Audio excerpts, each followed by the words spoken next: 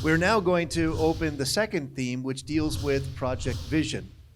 Project Vision is the intellectual grounding of the foundation Humanity 2.0. What we've done is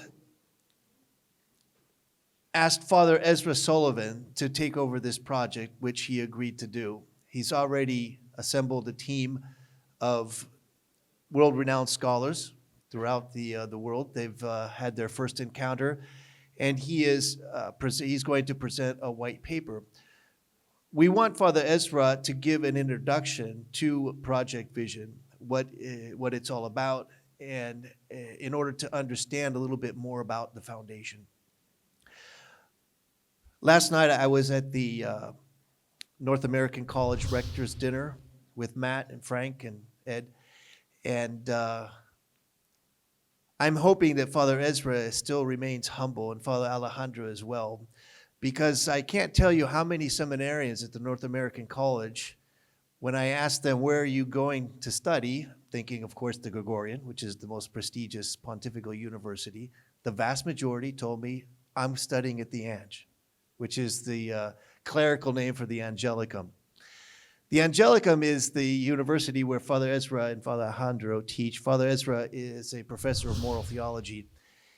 And it was just very inspiring for me to hear so many American seminarians say that they're studying at the Angelicum. One even said, yeah, I have a moral theologian who's really cool. His name is Father Ezra Sullivan. And I said, I know him. And so we've asked him to come to speak to us today, and we're very glad that he's collaborating with Humanity 2.0.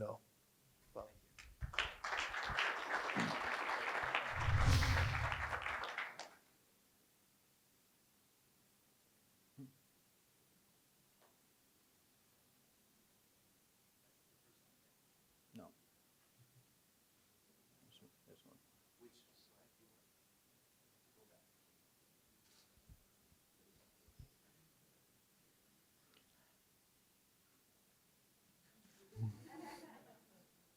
Let's ignore that slide for a second.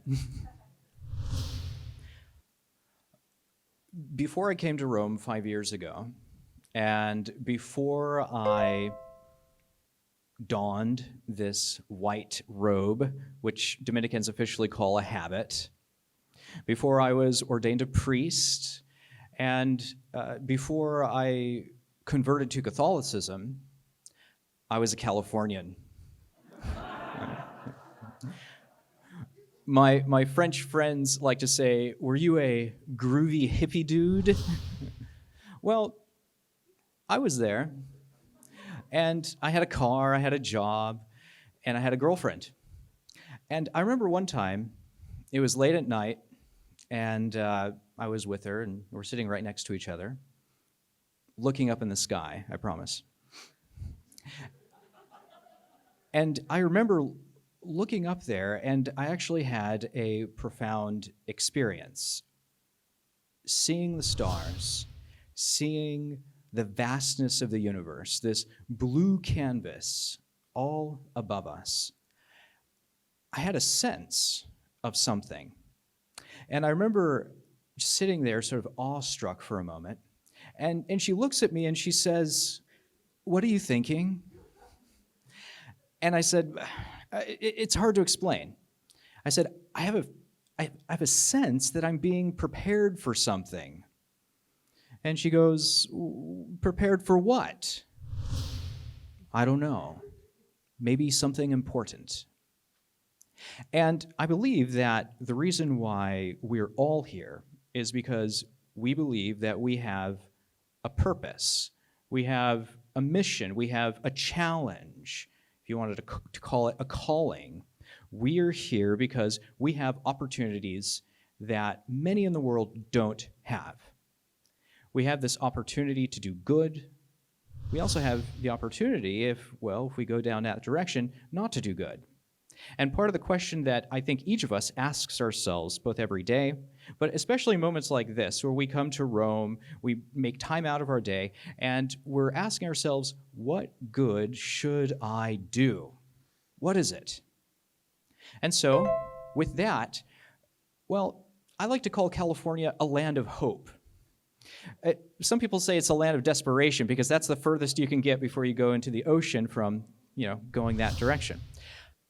But California isn't just a place where, we have Hollywood, of course, but Hollywood, if you think about it, one of the astonishing things is they still like to tell narratives that give people a vision for the future. What can we do? What sort of worlds can we build? And now Silicon Valley is trying to build those. And that's part of the reason why we're here. So we have these opportunities. And of course, when I was growing up, I didn't think about Silicon Valley. It was just getting going. I'm older than I look. You see, I don't drink or smoke, so. Well, I should say I don't drink or smoke that much.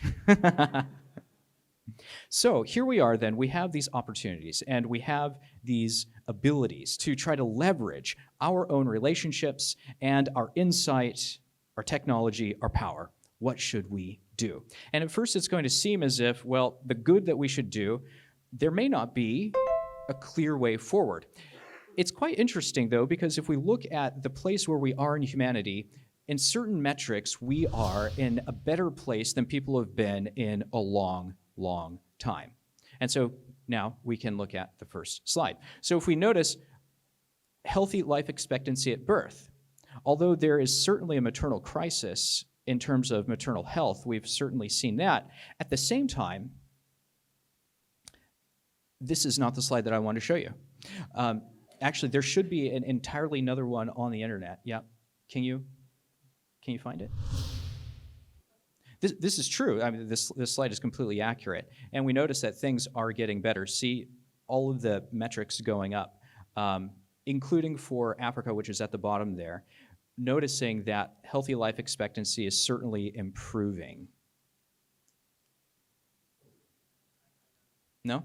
Okay. All right. Well, we can work with this. We're flexible. Now, we notice also that people are increasing their vaccine use. And so this is a sign, not only, of course, that they're going to be protected from whatever the vaccine is directly targeted against. This is also a sign of improved healthcare systems in general. Because if you have a vaccine available to you, this very often is an indicator that there are other medical opportunities. And so this is a positive sign that things are getting better. Notice how low the green indicates low-income countries, and if you see in the 1980s, it's below 10%. Here we are now, and it's 2017, and there they have nearly 80% vaccine use. So that's a very positive sign. Fewer deaths from air pollution.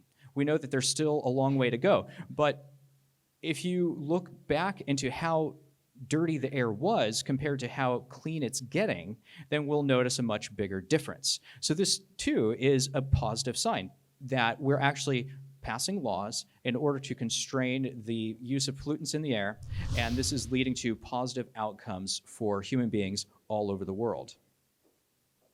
We have growing global wealth, and I've just chosen a few countries in order to talk about the increased per capita total wealth. And so we see at the top, there's Norway, and then we have Switzerland, Denmark. We know that Greece went through some trouble, but if we look at a longer scale back from 1995, Greece has actually been increasing as well. They just had a little bit of a downturn for, all sorts of reasons. At the bottom, what's interesting is China, although the GDP of China has really skyrocketed, this is perhaps a better measure of how China is improving. It's truly improving, but at a slower rate than it seems if we're looking at per capita total wealth. Here we have, though, a problem. It seems as if the increase of wealth is directly connected to depression. Looking at the countries in which they are implementing the Sustainable Development Goals of the UN best, what we find is that there's a direct correlation between greater wealth and greater depressive disorders. So this is starting to create a question in people's minds where if things are getting better, how is it they're also in a certain way getting worse on the same measure? So notice then that the number of people who are increasing in their depression is growing in every single region. One might think that if these other markers of happiness and stability were there, that depression would sort of level off. That's certainly not happening. And we can notice that as economic growth is continuing, as we saw on the last slide, it's not just Europe that we're talking about, this is the entire world. Now, if we look at what some scientists have called the happiness index, they try to identify those countries which are happiest according to a number of different measures. So at the very top, we have Denmark, which is happiest if you look at their GDP. So that's one of the greatest in the world. They also have some of the greatest social supports. So they have hospitals, they have the availability of various resources. And then they also have a greater healthy life expectancy. All these things place Denmark at the top. We also notice there's Switzerland, Iceland, Norway, Finland. Those are the top 5. And so very often these are shown to us as the countries that we want to emulate, because obviously if they're happiest, how do we become happy? Well, becoming like Denmark, Finland, Switzerland, Norway, Iceland. But here's a problem. The OECD notes rates of suicide. And here we have Switzerland, and then we have Norway, and we have Denmark. The happiest countries are the ones who have some of the highest suicide rates. That seems odd, doesn't it? Why should happiness be correlated with suicide? If we notice people at the bottom of the happiness scale, at least in Europe, where they're still in some way developing some of these goals, Greece, they have much lower suicide rates. But according to the happiness index, they're near the bottom of Europe. So how is it that the less happy you are, the more you want to live?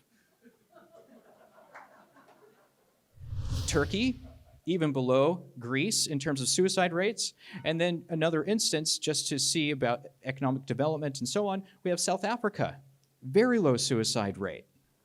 So what's going on here?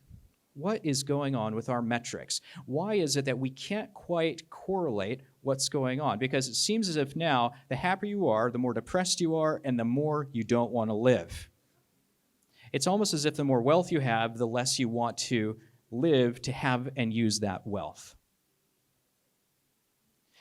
If we look at standardized suicide rates, what we'll notice is in this map, apart from war-torn areas, which would be some of these areas in Central Africa, if we notice then that the greater they are correlated with reaching the Sustainable Development Goals and the greater per capita wealth they have, typically they have a greater tendency toward suicide. Shocking. It shocked me when I started looking at this. So the question becomes, what then?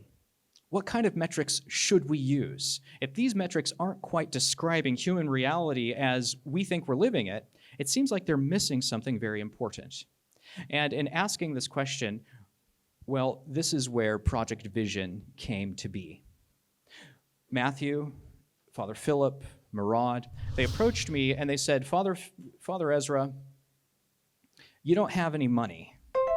So you don't have a stake in the game when it comes to how people should spend their wealth, unless they're going to give it to you. Now, what they're saying is that they're saying maybe you as a neutral figure can gather together this group of scholars from all over the world from different disciplines. And what we want you to do is to provide a philosophical account of what is true human flourishing. What is it that people are really desiring? And what is it that is going to promote the greatest possible flourishing on different levels and different scales? So I started calling my friends. I started calling my colleagues. I asked my friends to put me in touch with other colleagues. And in a very brief while, I was able to gather 8 experts. And they were from different realms.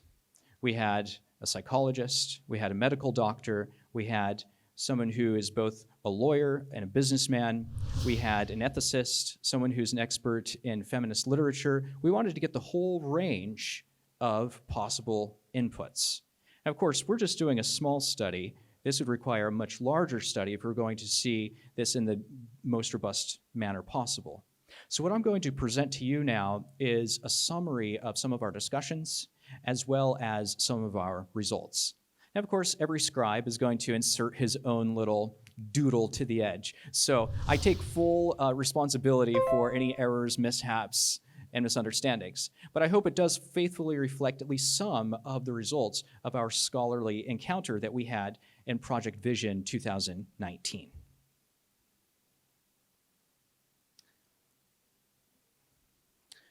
So first, we're going to start with Aristotle. Aristotle represents, in the West, the beginning of speech about human flourishing. And Aristotle tells us that there are basically 5 markers that help us to notice what human flourishing is. And we're not going to walk through them entirely, but I'll just say, he noticed that we have to have some kind of pleasure, right? Some affective, positive feeling. He says, excellent activity. So whatever your powers are, they want to be used at the highest level possible. Friendship is necessary for flourishing. Contemplation or use of the mind, recognition of meaning is going to be part of that. And finally, he actually says prosperity or success. And I want to be clear that he means that partly in a worldly way, because he points out that unless we have some sort of base level of prosperity, then it's going to be very difficult to reach the highest things. Now, if we compare this to what Martin Seligman says, who is one of the experts of positive psychology, in fact, one of the founders of this in Pennsylvania, he notices that there are 5 markers, and it turns out that I notice that these are very similar to what we find in Aristotle. Positive emotion, engagement, relationships, meaning, achievement. And these perform a dynamic cycle. They all relate to one another, and they're all going to mutually reinforce each other when they're all present. If one is absent, then the cycle starts to falter. Now, the difficulty here, though, is that, of course, a lot of questions could arise, and it seems like there's a lot of things missing.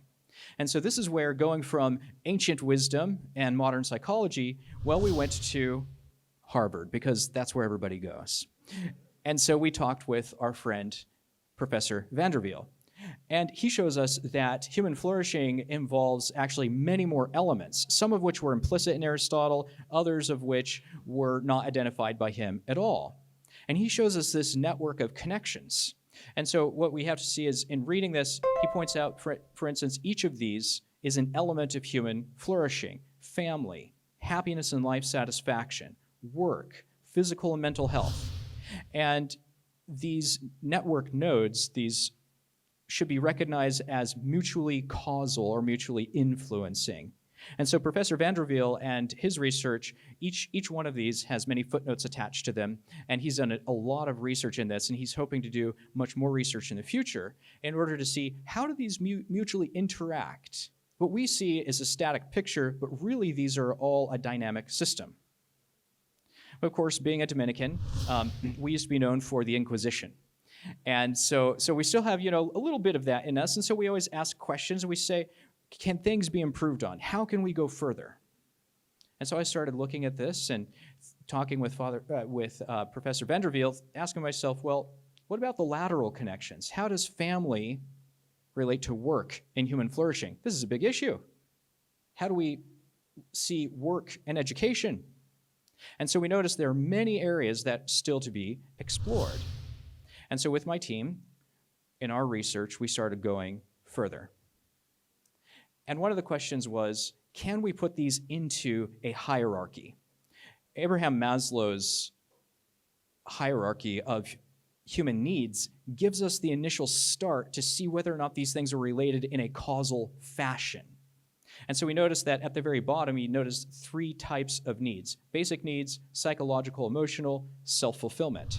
And he says that unless we have the bottom, we can't have the higher levels. And this makes a lot of sense. And we were just talking about this for maternal health.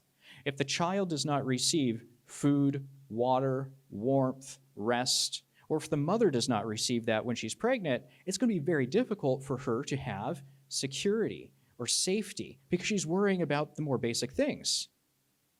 And if we don't have those, if we don't have security and safety, it's more difficult to have belongingness. It's more difficult to feel loved, to have these emotional interactions which are positive. If you're worried about your food all the time, you might get a little irritable. It's called hangry. I think we're all feeling that right now. But here's the thing.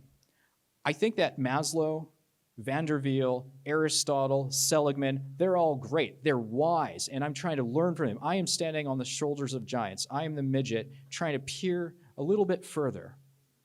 And so this is what we did. A new human flourishing map. And what this map is the combination of all the research that we did together, and it's also bringing in the insight of a Dominican from the Middle Ages, Thomas Aquinas. What he did was he created a scale of what he called love. He called it the ladder of love. There's a hierarchy, he says, in the things that we can love, and there's also a hierarchy of service. And so when we think about it, we know that there are going to be some things that we love on account of something else.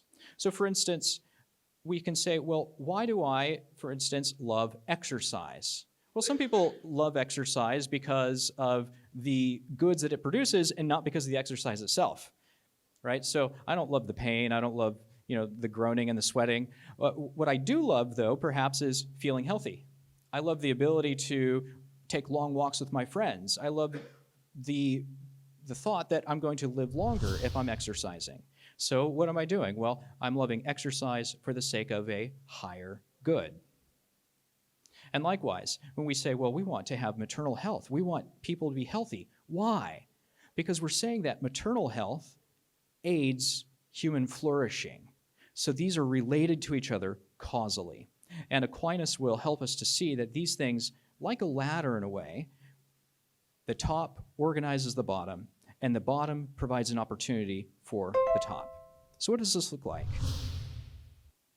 Well, what we did was we combined all of the other wisdom that we could find, and we started putting it into this human flourishing map. You can see all the way on the left, the flourishing levels. At the top, there's the spiritual level, and we have communal flourishing. Maslow was criticized, I think rightly, for not recognizing it's not egocentric flourishing. We have to think about flourishing in communities. And then we have individual flourishing as well. And we notice that these are going to be related to different needs. And Maslow certainly understood the physiological need. If we just look at the very bottom row there, we plugged into this system everything Maslow said plus more. So we see that there's physiological food, warmth, rest, security, safety. What did Maslow miss? Well, I say we actually need toys. How do we know this? Well, because the animal toy industry is huge. It's millions, hundreds of millions of dollars that people are spending to buy toys for their dogs and their cats. Now, if the dog and the cat need a toy, how much more do we need toys? This is why people keep buying new phones. So toys, and then we have tools and work. These are actually part of human flourishing. These aren't exterior from it. Tools and work shape us, and they help aid or they help undermine our human flourishing. And we can go all the way up. I'm not going to walk through our map entirely, but to give you a little idea that we're really trying to see human flourishing as an integrated whole. Now, if you notice, of course, I put the spiritual at the top. Why? Because when people have a religion, that religion is going to influence everything else they do. Your religion is going to influence how you go about getting food and water, right? Sometimes they're going to fast during certain seasons. And your religion is going to affect the tools and the play and everything else. So again, the top organizes the bottom. The bottom is an opportunity for the top. And we notice, too, that there are examples of common goods or domains that are much larger than the vision of just the individual good. And so at the very bottom, material goods, physiological needs, healthcare, ecology, because these are communal ways of trying to maintain those goods for individuals. And then we have world peace. That's a way to have security and safety, not just for the individual, but as a whole. So here's the simplified version of the flourishing map. What this is I noticed that, going back to the bigger one just for a second. Now, the thing is, we very often can't agree on those communal and religious levels. This is where there's a lot of tension. Sometimes there's world tension. What is a family? What kind of politics should we have? What sort of organizing society and laws should we have? What's the best way of organizing these things? precisely because these are sensitive topics where we might not find common ground, what we've said is, well, let's not get into politics. Let's not get into religion. That's precisely what Humanity 2.0 is founded on, is the common ground that we can all have, bracketing these concerns. Not that they're not important, but noticing that we can actually focus on individual human flourishing in a common way without getting into those bigger arguments. So this is the simplified version of our flourishing map. And this is just what we saw, just with the two top layers bracketed. What this means is if we have this as a flourishing map, this also provides us with very explicit metrics or identifiers for individual flourishing. So if you notice, physiological flourishing, just as in terms of a goal, when people know what that goal is, they can make a dashboard for it. They can help to give each other measurements for what is going to be reached. And of course, we know that the more specific the goal, then the greater granularity you can have in measuring it. So what we're talking about are high-level goals that will be defined more precisely by the sciences that study these areas. So if you have physiological flourishing, you have access to adequate food, warmth, rest. You have access to healthcare services. If you have physiological flourishing, you live in safety. You have local peacekeeping forces that are performing their jobs adequately. Experiential flourishing is going to be a bit higher. Notice that there's a column there that says, affirms one's body in a balanced way. I'm going to get to this at the very end. I just want to point that out. Affirms one's body in a balanced way. And some ways are sports, exercise, just being in nature. We go up a little bit higher. Experiential flourishing has access to adequate toys and play. It's true. Aquinas used to have a saying. He said that if you have a bow that's always stretched, eventually your arms will grow weak or the bow will break. And that's what we call chronic stress. The stretching of the bow, the stretching of yourself, the feeling that you never have rest, you're always at work, you never actually experience the joys of life. So this is why we say actually play is important, but it's contextualized within this larger whole. Maslow didn't talk about play. Now, if those are indicators of human flourishing, then what obstacles ought we to focus on? And the answer to that is we can both look at this in terms of what are the obstacles measured by people's concerns. You can do Google searches, you can look at the massive Google searches and the things that come to mind. But of course, those are always going to be influenced by concerns of media, politicians, right? People's concerns are related to tweets and of course, rumors of wars and rumors of rockets, and then suddenly all these disappear. Well, so we have to look deeper than just immediate concerns of people. We have to look deeper. What are the deeper obstacles, those things which stop us from flourishing? Not just challenges, but those things that actually make it so we can't flourish. So for example, let's talk about globalization for a second, or technology.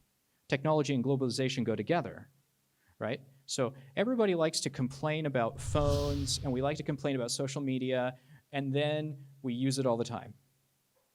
What does that mean? Does that mean that we're schizophrenic? Yes. No, it means that we see that it's a good, it can be bad. It's a tool. It's a challenge. It's not an obstacle, which means it can be put to good use. So here are some of the influential hotspots that we identified.